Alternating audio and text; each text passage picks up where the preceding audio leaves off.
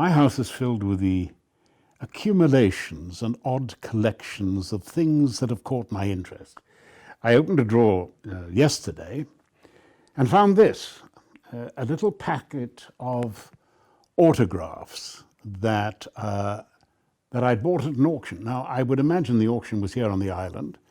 I know, because I'm such a meanie, that I didn't pay a great deal for it. And in fact, I've never even really taken the staples out of these. So let me do that now, and we can have a look at them. One or two I looked at yesterday and thought, oh, I'm going to talk about those. But it's really a fascinating little series of historical memories. Now, to you Americans, there are a couple here that really are hugely, I think, important. Let me just get this last one out. The first one is a little card from a Dr. Mary E. Walker. And the card simply says, let me open it. What does the card actually say?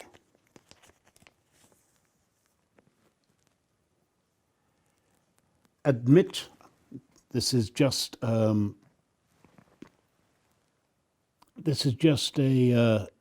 little pencil note. Admit bearer to my section this evening, March the 7th, 1867. Mary E. Walker, M.D., Clapham Hall underneath.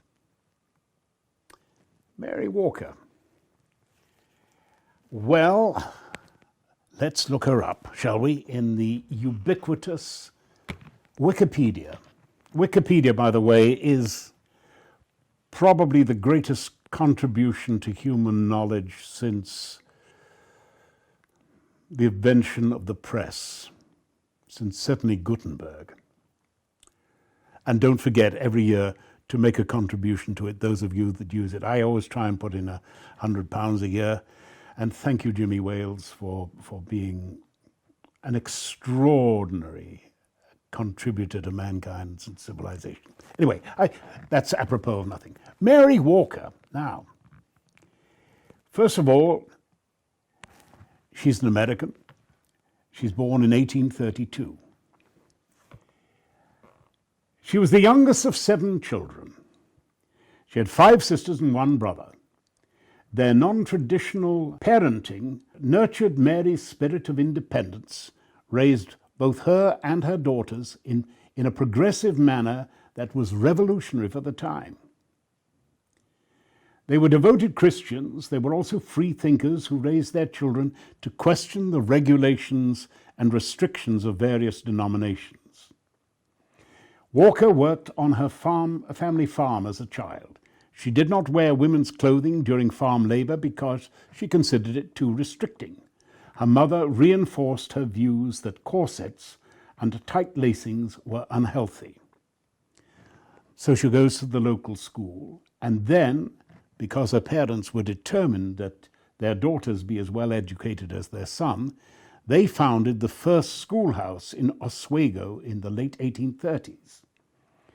Now, Mary would pore over her father's medical texts on anatomy and physiology, and she found enough money to pay her way through Syracuse Medical College, where she graduated with honors as a medical doctor in 1855, the only woman in her class.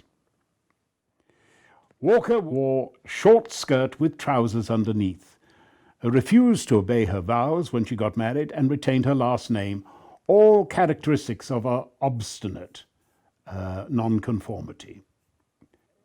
Her choices of wardrobe often met criticism. Once, while a school teacher, she was assaulted on her way home by a neighboring farmer and a group of boys who chased her and attacked her with eggs and other missiles.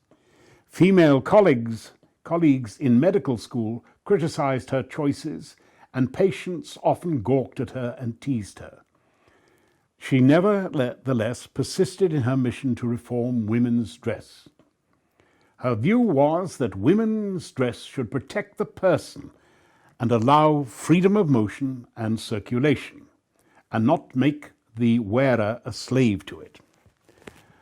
And a slave to it is another characteristic of us. She's an abolitionist. Anyway, she's graduated and set up practice in 1855.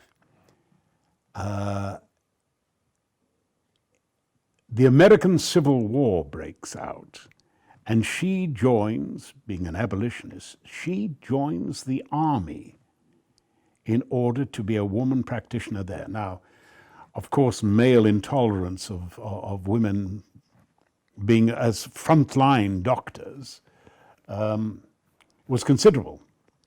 So she had to overcome that. Now she is actually working as a surgeon and practicing doctor for frontline troops during the Civil War. And she learns of a group of civilians that are desperately in need of seeing a doctor. But they're in Confederate-held territory. So at nighttime, she crosses into Confederate-held territory to attend to their medical needs, is caught, thought to be a spy, placed under arrest, and becomes a prisoner of war. It was very lucky that she didn't actually get shot as a spy. She's repatriated, and the life goes on like that. But here's the thing.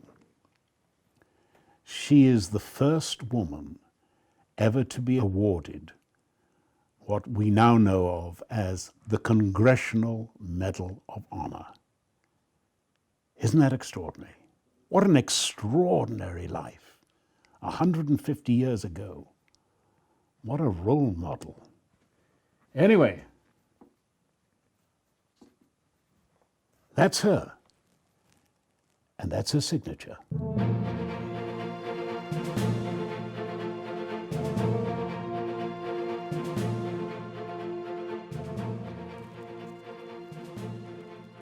I sort of feel that by looking at this little note, I sort of got to know her a little bit.